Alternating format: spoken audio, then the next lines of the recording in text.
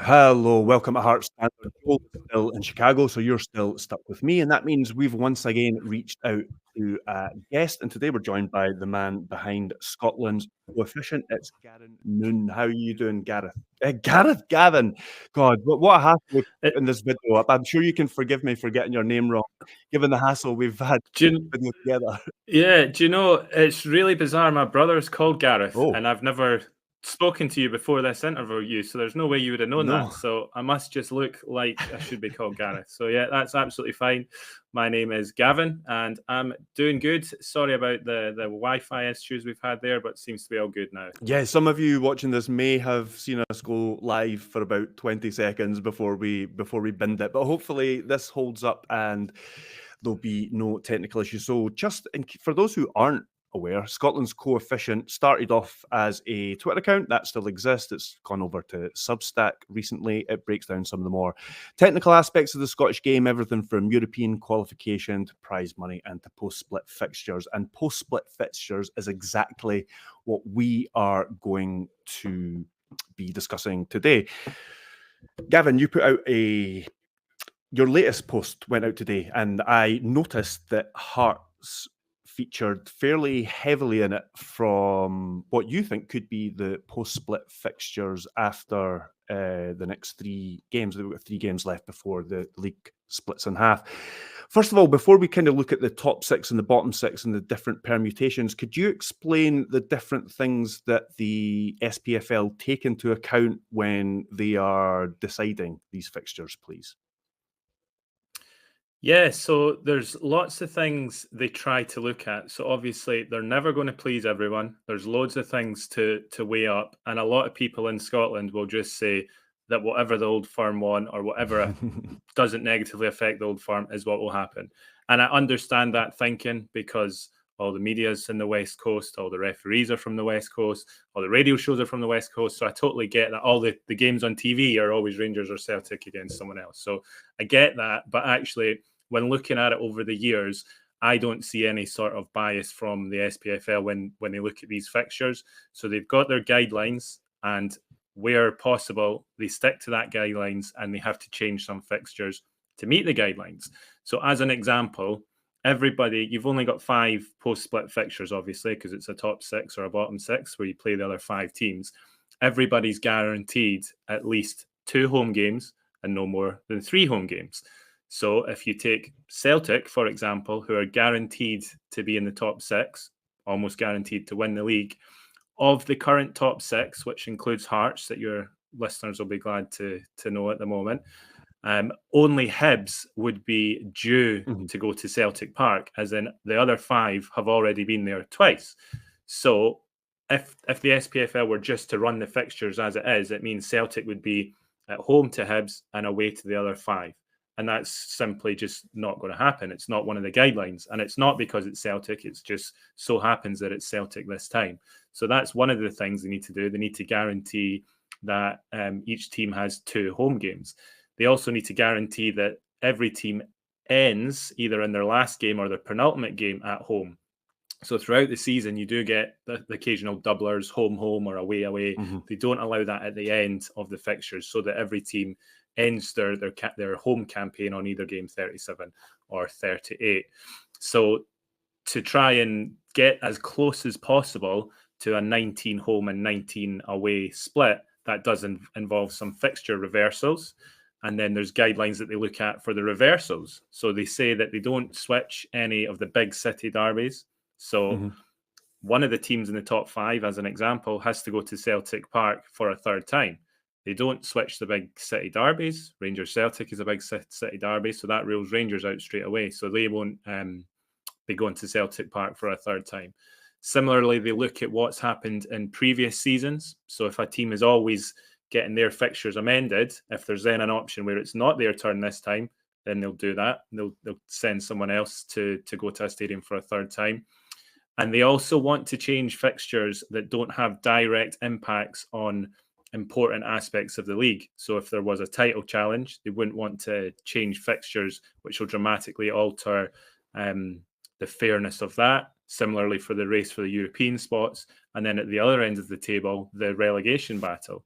And that's why I think no matter where Hearts finish, 6th or 7th, I think they're going to have they're going to be impacted by the SPFL's decisions, let's say.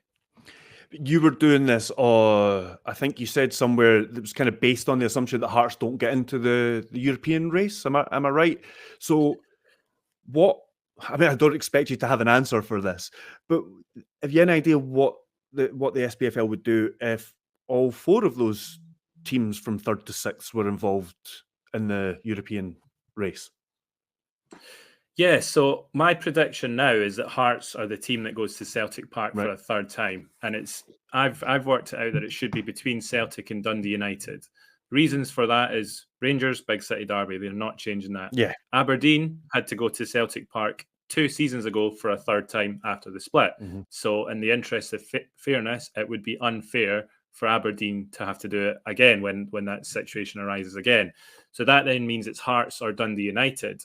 And they look at what's happened in previous seasons. So last season, for example, Hearts had to go to St Mirren for a 3rd time. So Hearts had their fixtures altered or reversed, Mm-hmm. rather. And also in 2022, so just 3 years ago, Hearts had to go to Dundee United for a 3rd time. So that would reason that Dundee United were a championship team last year, so they didn't have their fixtures amended. So it should be Dundee United's turn this time. Just look at it. Hearts had it last season and in previous years. But actually, before looking at previous years, they look at this season, what's most important. So if Hearts make the top 6, but they're quite a bit away from Dundee United and Hibs and Aberdeen going for 3rd, then it would make most sense for Hearts to have their fixtures changed so that the 3 going for 3rd place, they're not, they can't cry that they've been unfairly impacted. However, as you say, Hearts might be well in with a shout of 3rd place if they win their next few fixtures. So if Hearts were even higher than 6th or only within, say, a point or level with Dundee United, then actually it might be the other way. I might then say, well, it should be Dundee United's turn because Hearts and Dundee United are level on points. They're both in the same race for the European spots. There's no other criteria to look at. Hearts had to change last season. It's Dundee United's turn.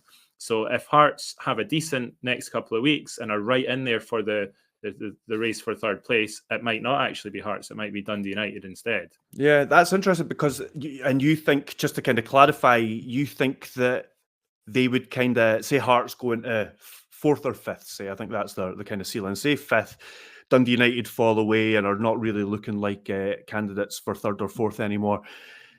You think that because Dundee United weren't in the league last season, that kind of gives them the excuse to say they haven't been adversely impacted recently, whereas Hearts have, so it's Dundee United that should be disadvantaged in quotation marks.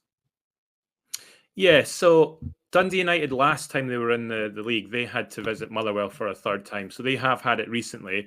It just so happens that last season they weren't in the league. Hearts were, and Hearts had to go somewhere for a 3rd time.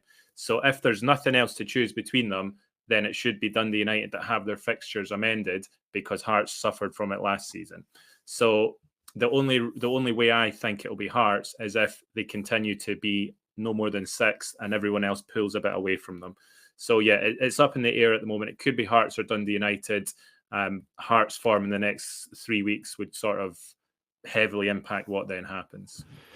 Okay, let's talk about a scenario which we hope doesn't come to pass, and that's Hearts slip into the bottom 6. It seems that Hearts could be, possibly even more disadvantaged if they were to fall into the bottom 6, from going by your reasoning. But how much Hearts fans would actually care about the fixtures compared to if they were top 6 fixtures, you could argue. So, yeah, you think that Hearts could end up, and this raises a question about season tickets and that kind of thing, but you think there's a scenario in which Hearts, a likely scenario, if Hearts finish in the bottom 6, where they play only 18 home matches this season and 20 away matches? Yeah, I think I'm kind of unsure what happens in the top 6. Maybe Hearts, maybe Dundee United get their fixtures amended. If Hearts are bottom 6, then it, to me, looks a lot more clear-cut that it would be them that gets the 18-20 split. So an 18 home game and 20 away game split is not great, but it happens all the time. So I was looking back since this split happened in 2001, and I stopped counting once I got to 11. So there's been at least 11 of the last 15 seasons, somebody had an 18-20 split. So it happens all the time. The reason I think it'll be Hearts is kind of similar to the reasoning I think they would get the reversal in the top six, is because they won't be involved in the crucial thing, which is avoiding the relegation playoffs.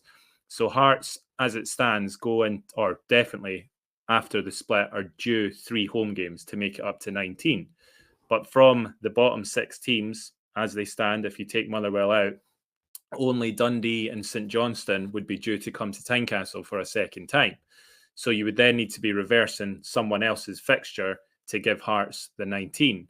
However, more importantly, further down, Dundee are only due Ross County at home. And as we discussed earlier, every team needs at least 2 home games. So somebody has to reverse a fixture to go to Dens Park. So I think that Hearts would be the one to do that, because of all the other teams, most of their fixtures line up perfectly. So I think we'll end up a situation where Hearts see 2 fixtures changed, one of them Ross County coming to Tynecastle, just because otherwise Ross County have an imbalance of 20 home and 18 away. And then in doing so, they would then put Hearts to Dens Park for a third time to make sure Dundee have their 2 home games, which is like a rule. It's set that you have to have 2 games after the split. So somebody has to go to Dundee again. It can't be Ross County, as I mentioned, because they're already going to Dundee. And for all the other teams, their fixtures are perfectly balanced, 19-19 if they play the teams they're meant to play. So when you have to give someone 18 home, so they lose a home game, you can't really do it where it's going to be someone that might be in the fight for relegation. And if Hearts finish or are 7th come the split, that's a really bad season for Hearts, but they're not going to be getting relegated. So yeah, I would totally understand why they would do it, but it just again highlights the issues you have with our format. Hearts fans have bought season tickets at the start of the season to see 19 home games. It's not advertised as like £24 a game if you buy a season ticket for 19 games, but it's implied that you're getting 19 home games. Potentially wipe out your discount. You know what I mean? Or like a big portion of your discount. So actually, yeah, you should have just bought 18 individual games and you wouldn't have saved any money. So yeah, Hearts would be annoyed at that. There'd be a financial implication, because although season tickets are paid for, there's a lot of fans that would buy on the day. There's the travelling fans, there's the merchandise sales, the food sales, all that sort of stuff is completely gone. So from Hearts' point of view, they take a financial hit, but from the fans' point of view, that's a pain in the arse. So they would kind of want the club to do something for them. Now, I'm not saying that they would or they should, but there is an opportunity, I suppose, that if there's a pre-season friendly or something, everybody can get in for £1 just as a sort of, sorry that this happened last year, it was out of our hands, we know you lost a home game, but here's a discount into a pre-season friendly or something like that. I wouldn't see them going as far as offering a discount off your next season ticket, because I just think that's too much of a financial hit, because the clubs rely so much on revenue from season tickets. But yeah, it would leave the situation where do the club do something for the fans, even though the club themselves are not at fault for it. They're just at fault for not being good enough to finish in the top 6, if that's the way it happens. Yeah. They just increased the season ticket prices marginally, but I think it was after freezing them for a couple of seasons or something like that. So that does put the club in an awkward position about any kind of compensation or anything like that. But hopefully, as I said, that Hearts don't even have to think about what happens if they finish in the bottom 6. Thanks very much for your time, Gavin. We were going to, if we were live, we were hopefully going to take some questions from people just to get clarifications or anything that people were unsure on or anything like that. But obviously, we can't do that with this pre-recorded video. Just before you do go, just give yourself a wee plug, your various channels where people can find you. Yeah, well, just before we move on to that, there's something I should have mentioned, actually. If Hearts finish in the top 6, where we've been talking about a fixture reversal is a disadvantage, if you actually look at it this season, though, Celtic are so far ahead of Rangers, and Hearts have to play both Celtic and Rangers. So in this reversal scenario, if this happens, Hearts have to go to Celtic Park for a third time, but they get Rangers at Tynecastle instead of Ibrox. I made a mental note to ask that when you mentioned it at the time. Sorry. So it is, we have to go to Celtic Park a third time. It's a pain, and we don't like that. But actually, if you had to choose one of them at Tynecastle, the likelihood is Celtic are going to beat you wherever it is. So you may as well just go to Celtic Park anyway. Whereas Rangers have been a lot weaker away from home over the majority of the season. So if you get them at Tynecastle, when maybe they're still in Europe, they're out of a title race, they've got nothing to play for, that actually could end up being, oh, fantastic. We then, if Hearts then, if they beat Rangers at Ibrox and that 3 points then gets them into fourth or even third or whatever, then actually this reversal thing has worked a treat. So yeah, it's on the face of it, it's a disadvantage, but when you actually look at the two teams involved, it might not turn out to be so bad for Celtic, for Hearts rather, not to have Celtic at Tynecastle. So yeah, thanks for that, Craig. Yeah, I've got the Twitter account, Scotland's Coefficient. Been posting on it for a while now. Quite detailed posts, obviously takes a lot of time. So as of 1 month ago, I've decided to launch a website, which is scottishfootball.info.